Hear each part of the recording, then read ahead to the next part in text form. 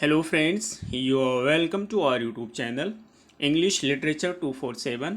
As you all know, we have started a series of MCQs और उस series की हमारी ये 54th वीडियो है। इससे पहले हमने 53 वीडियोस को डिस्कस किया है। यदि आपने उन वीडियोस को नहीं देखी है तो आप प्ले लिस्ट में जाकर वहाँ से देख सकते हैं। आज की इस वीडियो में हम रोमांटिक एज के एक बहुत ही इंपॉर्टेंट राइटर जॉन कीट्स से रिलेटेड कुछ इंपॉर्टेंट क्वेश्चंस को डिस्कस करेंगे।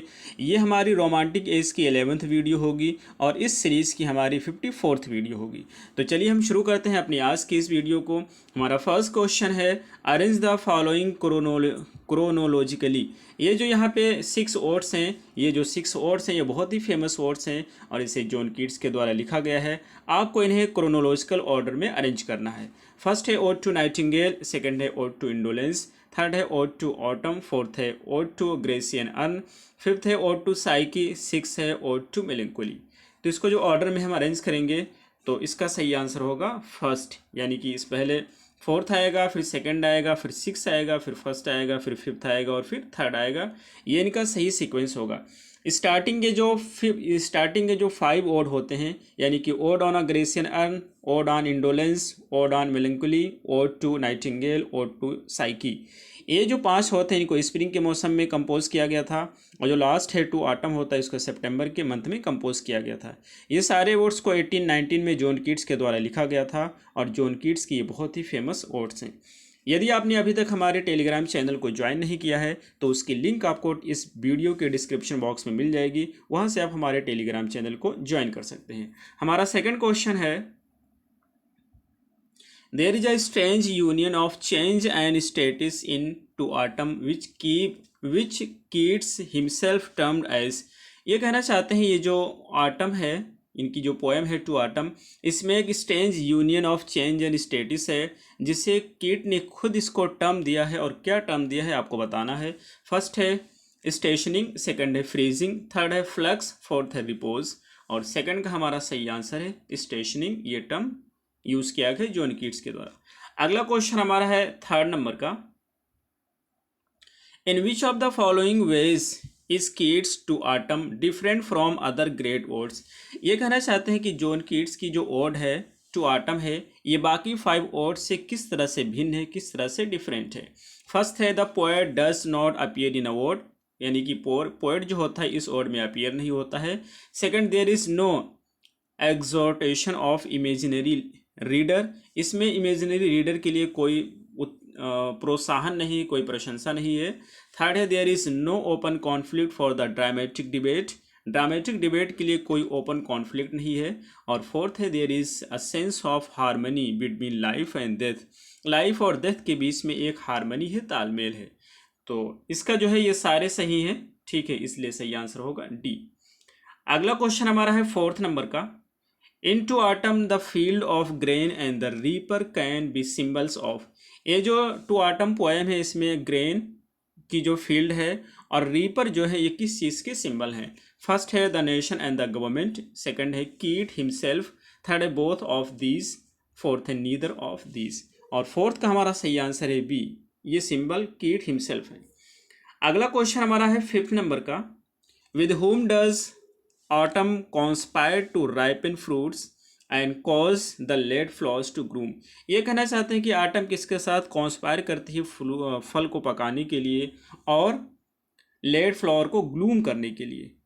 फर्स्ट है स्प्रिंग, सेकंड है विंड, थर्ड है रेन, फोर्थ है सन। तो 5 का हमारा सही आंसर है डी, सन के साथ वो कॉन्स्पायर करती है। अगला क्वेश्चन हमारा है 6 नंबर का, in the 3 stanzas of to autumn Keats describe.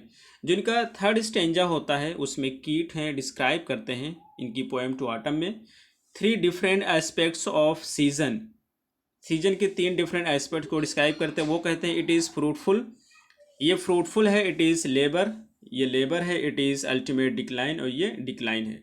Second है how the season feels him with mellow maturity, third है the day running from morning to afternoon and to dusk, fourth है the transition from summer to winter, summer से winter की में परिवर्तन या transition.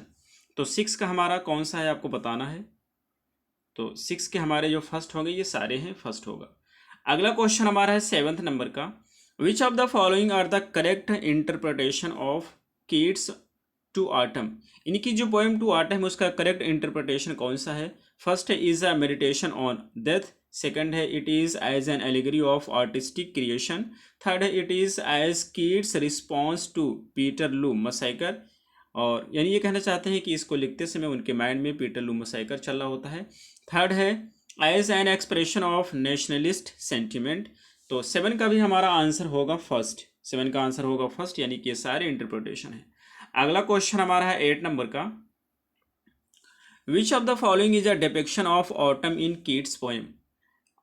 Autumn का depiction कौन सा है कीट के पोएम में? फर्स्ट है sitting careless on granary floor, second है sleeping in a half reaped furrow, third है carrying steadily a load of reaped grain across the brook, fourth है watching cider press squeeze the juice from apples. तो 8 का हमारा सही answer होगा, 8 का हमारा सही आंसर है डी, ये सारे हैं। अगला क्वेश्चन हमारा 9 नंबर का है। Which of the following is a predominant theme of to autumn. Autumn की जो है प्रीडोमिनेंट थीम क्या होती है आपको बताना है। फर्स्ट है स्टैग्नेशन, सेकंड है अप्रोचिंग डेथ, थर्ड है सफरिंग, फोर्थ है चेंज। और 9th का हमारा सही आंसर है चेंज। अगला क्वेश्चन हमारा है 10th नंबर का। In the second stanza of to autumn what is autumn personified as. ये जो आटम का सेकंड स्टेंजा है उसमें आटम को किस तरह से पर्सोनिफाइड किया गया है। फर्स्ट है अ हार्वेस्टर, सेकंड है अ गॉडेस, थर्ड है ईदर ऑफ दीज, फोर्थ है नीदर ऑफ दीज। तो 10 का हमारा सही आंसर है सी, इनमें से किसी एक की तरह उसको पर्सोनिफाई किया गया है। अगला क्वेश्चन हमारा है 11th नंबर का। Who of the following critics highlighted the themes of completion and finality of death in Keats' Atom। ये कहना चाहते हैं कि who of the following critics, किस क्रिटिक्स ने इनकी पोएम और टू आटम में कंप्लीशन के थीम को और डेथ की फाइनलिटी को हाईलाइट किया है। फर्स्ट है टी.एस. इलियट, सेकंड है हैरोल्ड ब्लूम, थर्ड है आर.एफ. लेविस, फोर्थ है मिडल्टन मुरे। और 11 का हमारा सही आंसर है बी, हैरोल्ड ब्लूम। अगला क्वेश्चन हमारा है 12 नंबर का। In ode to a nightingale who does Keats say he has been half in love with. Ode to nightingale में पोएट किसको कहते हैं कि उसके साथ आधा प्यार में ये हो गए हैं। फर्स्ट है पोएट्री, सेकंड है स्लीप, थर्ड है नाइटिंगेल्स सॉन्ग, फोर्थ है डेथ। और 12 का हमारा सही आंसर है डी। ये जो इनका ओड है ओड टू नाइटिंगेल, इस पर हमने वीडियो बनाई है, आपको जॉन कीट्स की प्लेलिस्ट में ये वीडियो मिल जाएगी। ये वीडियो बहुत ही इंपॉर्टेंट है, इसलिए आप इसे ज़रूर देखें और फुल वीडियो देखें इसकी। हमने बहुत ही डिटेल में इस वीडियो को बनाई है, तो आप इसको ज़रूर देखिएगा। अगला क्वेश्चन हमारा है 3rd नंबर का। How does Keats say he will follow the Nightingale. ये कीट किस तरह से कहते हैं कि वो नाइटिंगेल को फॉलो करेंगे। फर्स्ट है चैरियोटेड बाय बैकस, सेकंड है इन हिज ड्रीम्स, थर्ड है थ्रू हिज पोएट्री, फोर्थ है scorning hate pride and fear. तो 13 का हमारा सही आंसर है सी, थ्रू हिज पोएट्री। अगला क्वेश्चन हमारा है 14 नंबर का। Which of the following techniques does it use in ode to nightingale. Ode to nightingale में किस टेक्निक का प्रयोग किया गया है। फर्स्ट है नेगेटिव कैपेबिलिटी, सेकंड है इगोटिस्टिक सबलाइन, थर्ड है पैथेटिक फैलेसी, फोर्थ है अपोस्ट्रोफी। और फोर्थ का हमारा सही आंसर है फर्स्ट है नेगेटिव कैपेबिलिटी यूज़ किया गया है। ये जो नेगेटिव कैपेबिलिटी होता है एक टर्म होता है जिसको क्वाइंड आउट किया गया है जॉन कीट्स के द्वारा, और ये जो था ये सुपरफ्लुअस तरीके से बहुत अच्छे तरीके से पाया जाता था शेक्सपियर के अंदर। अगला क्वेश्चन हमारा है 15 नंबर का। Which ode is considered the twin ode. Twin ode के मतलब होता है जिसकी स्टाइल हो या डिजाइन सेम हो। Of ode to nightingale for reflecting the same theme. कौन सी ओड है जो कि नाइटिंगेल से काफ़ी हद तक की सेम है, आपको बताना है डिज़ाइन में और स्टाइल में।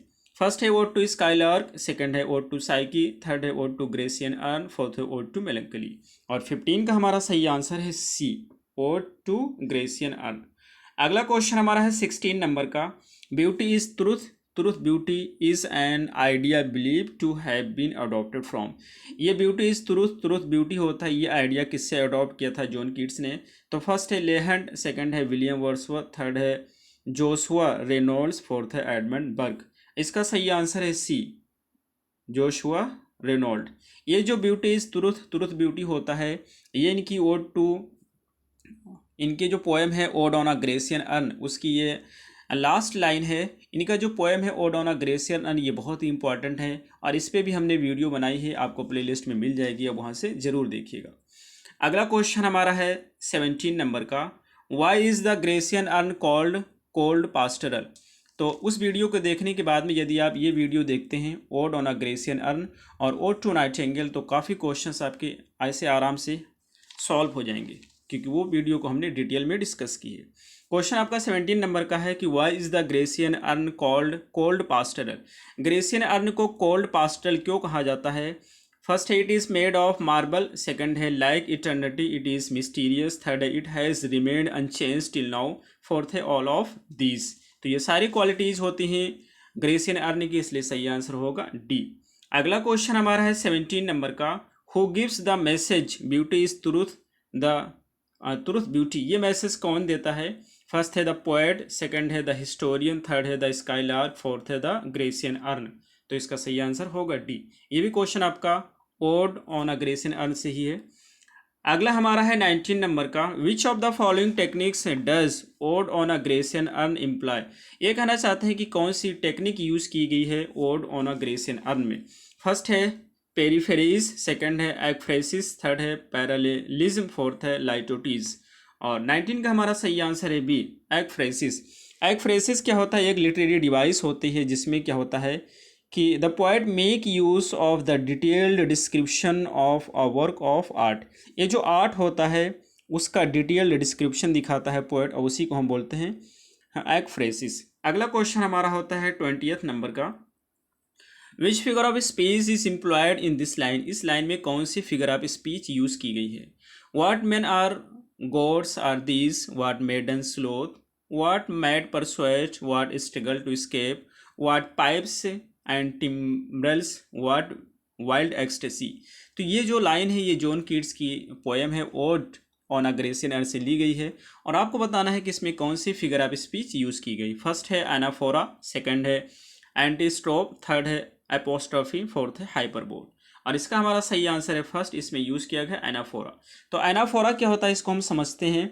बेसिकली एनाफोरा होता है ये एनाफोरा बेसिकली एक फिगर ऑफ स्पीच होता है, and it is the repetition of some words in a different clause. इसमें क्या होता है कि जो एक सेंटेंस यूज़ किया जाता है उस सेंटेंस के कुछ वर्ड को ले लेते हैं और अगले सेंटेंस में अगले क्लॉज में फिर रिपीट करते हैं, उसके बाद फिर रिपीट करते हैं, और उसी को हम बोलते हैं एनाफोरा। जैसे एक एग्जांपल मैं कोट कर रहा हूँ, I want my money right now, right here, all right.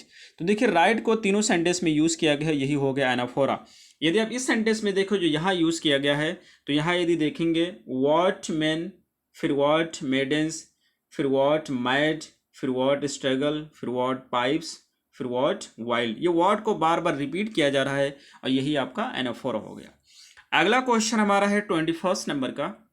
वैसे हमने पार्ट ऑफ स्पीच पे कई वीडियो बनाई है, ठीक है, उसकी एक्सरसाइजें भी हमने प्रैक्टिस भी कराई है, तो वहाँ से आप पार्ट ऑफ उसमें फिगर ऑफ स्पीच में यदि आपको डाउट हो तो आप प्लेलिस्ट में जाकर के वहाँ से फिगर ऑफ स्पीच की वीडियोस को देख सकते हैं। हमारा क्वेश्चन है 21st नंबर का, why does kids ask the lover not to grieve. जो कीट होता है लवर से क्यों कहता है कि वो दुखी ना हो? फर्स्ट है because his love will never fade, second because his sweetheart will always be fair, third both of these. तो 21st का हमारा सही आंसर है सी, यानी ये दोनों होते हैं। अगला क्वेश्चन हमारा है 22 नंबर का, kids call the tree on the earth happy happy बाउ। ये इनका जो odd on a Grecian earn है उसमें ये पौधों को कहते हैं कि ऐ खुशकिस्मत, ऐ खुश नसीब पौधे या पौधों की टहनियाँ। तो ऐसा क्यों कहते हैं? फर्स्ट है because they will never shed their leaves, second है because they will always stand testimony to the lovers love, third है because they embody beauty and truth, fourth है because they are laden with fruit. इसका सही answer है first, यानी कि जो पेड़ हैं, पेड़ के उसमें जो पेड़ बने होते हैं अर्न पे, उनकी पत्तियां कभी नहीं झड़ेंगी, वो इसी तरीके से हमेशा दिखेंगे। तो इसलिए वो कहता है कि तुम बहुत ही खुशकिस्मत हो, तुम बहुत ही खुश नसीब हो। अगला क्वेश्चन हमारा है 23rd नंबर का, how many things are depicted on Keats glacier urn. कीट का जो ग्लेशियर अर्न है उसमें कितनी चीज़ों को चित्रित किया गया है? फर्स्ट है 2, सेकंड है 3, थर्ड है 4, फिफ्थ है 5। तो 23rd का हमारा सही आंसर है ए 2। अगला क्वेश्चन हमारा है 24 नंबर का। In the expression still unravished bride of quietness what does the word still imply. तो स्टिल की मीनिंग क्या होती है कहना चाहते हैं। फर्स्ट है fleeting is beauty is fleeting, second है ब्यूटी ऑफ इटर्नल, थर्ड है time has been slow in destroying the urn, fourth है it is an ambiguous word that has not been explained. तो इसका सही आंसर है first, beauty is fleeting, यानी कि जो ब्यूटी है वो खत्म हो रही है या क्षणिक है कहना चाहते हैं।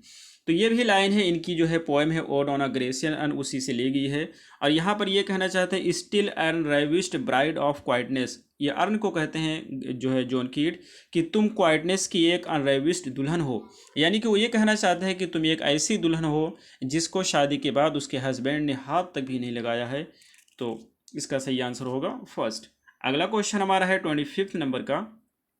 With how many consecutive metaphors does odd on a Grecian earn begins. ये कहना चाहते हैं कि कितने कंजिक्यूटिव मेटाफर का प्रयोग किया गया है स्टार्टिंग में odd on a Grecian earn में। फर्स्ट है 2, सेकंड है 3, थर्ड है 4 और फोर्थ है 5। तो 25 का हमारा सही आंसर है बी, इसमें 3 कंजिक्यूटिव मेटाफर का प्रयोग किया गया है स्टार्टिंग ही में पोएम के। अगला क्वेश्चन हमारा है 26 नंबर का। Which of the following is one of the most important qualities of Grecian earn. Grecian earn की एक कौन सी सबसे ज़्यादा इंपॉर्टेंट क्वालिटी होती है। फर्स्ट है स्टिलनेस, सेकंड है प्योरिटी, थर्ड है डुअलिटी, डुअलिटी यानी कि डुअल डबल, और थर्ड है नेचुरलनेस। तो इसका सही आंसर है सी, डुअलिटी। अगला क्वेश्चन हमारा सेकंड लास्ट है आज का। In which ode does Keats say, Keats कौन सी ओड में कहते हैं that love in this world is characterised by burning forehead and parching tongue. ये किस पोएम में कहा गया है। फर्स्ट है ode to a nightingale, second है ode to a melancholy, third है ode to a Grecian urn, fourth है ओड टू इंडोलेंस। इसका सही आंसर है ode to a Grecian urn, और उसी की ये लाइन है जो कि जॉन कीट्स के द्वारा लिखी गई है। तो हमारा आज का लास्ट का क्वेश्चन है 28 नंबर का। In which year did Keats write his great odes. इनकी जो 6 ओड्स होती है इसको किस साल जॉन कीट्स ने लिखा है। फर्स्ट है 1821, सेकंड है 1820, थर्ड है 1818, फोर्थ है 1819। तो ये जो ओड्स है इनको जॉन कीट्स ने लिखा है 1819 में, इसलिए सही आंसर होगा डी। इसमें से 2 ओड्स पे हमने वीडियो बनाई है और दोनों ओड बहुत ही इंपॉर्टेंट हैं। मैंने इस वीडियो में कई बार आपको बताया है क्योंकि ये दोनों ओड बहुत ज़्यादा इंपॉर्टेंट हैं। तो आप प्ले लिस्ट में जाकर के वहाँ से जरूर देखिएगा। ये रहे हमारे आज के क्वेश्चन, हमें उम्मीद है आपको समझ आए होंगे। फिर मिलते हैं अगली वीडियो में। Till then take care, have a good time.